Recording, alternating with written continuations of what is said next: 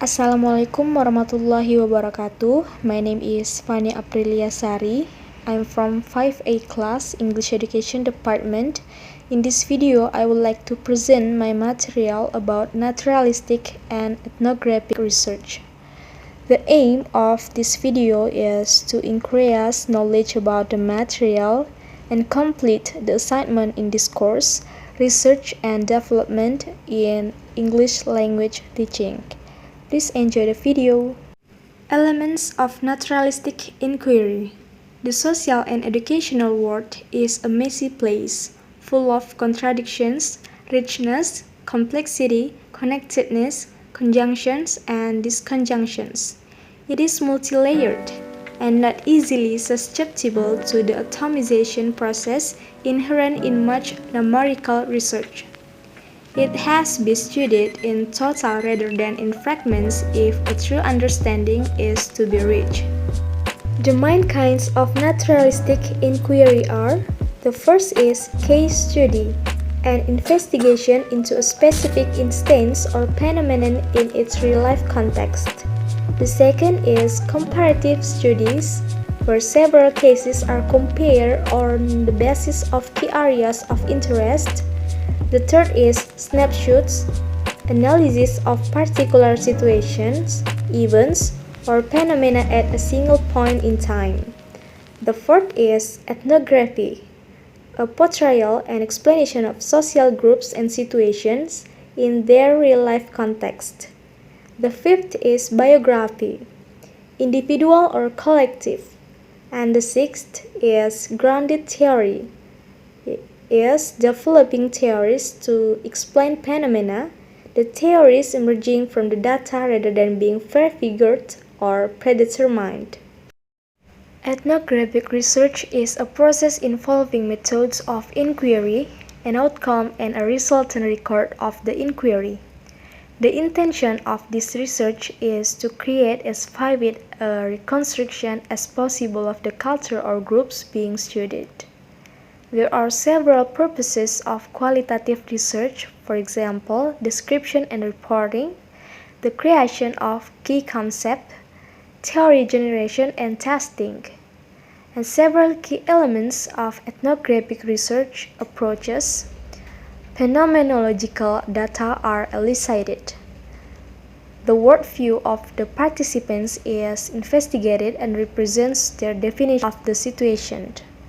And the last, the constructs of the participants are used to structure the investigation. Planning naturalistic research. The issues in naturalistic research are not exclusive. They apply to other forms of research, for example, identifying the problem and research purposes, deciding the focus of the study, selecting the research design and instrumentation, addressing validity and reliability, and approaching data analysis and interpretation. Wolcott suggests that naturalistic researchers should address the stage of watching, asking, and reviewing, or as he put it, experiencing, inquiring, and examining. 10 elements in research design for naturalistic studies. The first, determining a focus for the inquiry. The second, determining the fit of paradigm to focus. The third, determining the fit of the inquiry paradigm to the substantive theory selected to guide the inquiry. The fourth, determining where and from whom data will be collected. The fifth, determining successive phases of the inquiry. The sixth, determining instrumentation. The seventh, planning data collection and recording modes. The eighth, planning data analysis.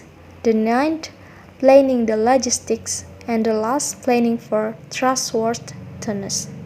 Stage 1. Locating a field of study.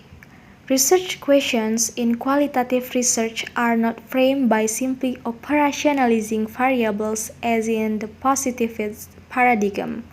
Rather, research questions are formulated in situ and in response to situations observed. That topics are investigated in all their complexity in the naturalistic context. Stage 2. Addressing ethical issues. It is important for researchers to consider the parties, bodies, practices that might be interested in or affected by the research and the implications to this question for the conduct, reporting, and dissemination of the inquiry. Stage 3. Deciding the sampling. In several forms of research, sampling is fixed at the start of the study. True, there may be attrition of the sample through mortality. In ethnographic inquiry, sampling is recursive and ad hoc rather than fixed at the outset. It changes and develops over time. Stage 4. Finding a whole and managing entry into the context. This involves matter of access and permission, establishing a reason for being there, developing a role in a persona, identifying the gatekeepers who facilitate entry and access to the group being investigated. Stage 5. Finding informants. Finding informants involve identifying those people who have the knowledge about the solidarity or group being studied. This places researchers in a difficult position, for they have to be able to evaluate key information. Stage 6. Developing and maintaining relations in the field. Critically important in this area is the maintenance of trust and rapport, showing interest, assuring confidentiality, and avoiding being judgmental. Stage 7. Data collection in situ. The qualitative researcher is able to use a variety of techniques for gathering information.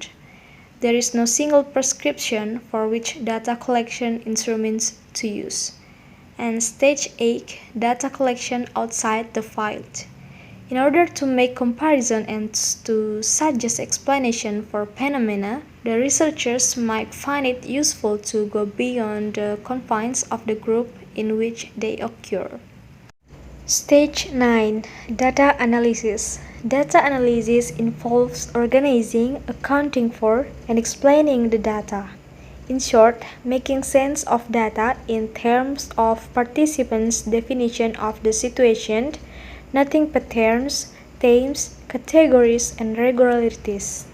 Stage 10. Leaving the field. The issue here is how to conclude the research, how to terminate the roles adopted, how to bring to an end the relationship that have built up for the course of the research, and how to disengage from the field in ways that bring us little disruption to the group or situation as possible. And Stage 11. Writing the report. Select the audience, select the thesis, make a list of topics and create outline of the ethnography, write a talk draft of each section, revise the outline and create subheadings, edit the draft, write an introduction and a conclusion, reread the data and report to identify examples, and the last, write the final version. How does the critical ethnographer proceed? The first, compiling the primary record through the collection of monological data. This stage, researchers are comparatively passive and unobtrusive participant observers. The second, preliminary reconstructive analysis. Uncover the taken for granted components of meaning or abstraction that participants have of a situation. The third, dialogical data collection. The fourth, discovering system relations. And this stage relates the group being studied to other factors that impinge on the group. And the last, using system relation to explain findings. Examine and explain the findings in light of macrosocial theories. Well guys, I think that's all for my material in this video. I'm sorry for my weakness. Thank you. Wassalamualaikum warahmatullahi wabarakatuh.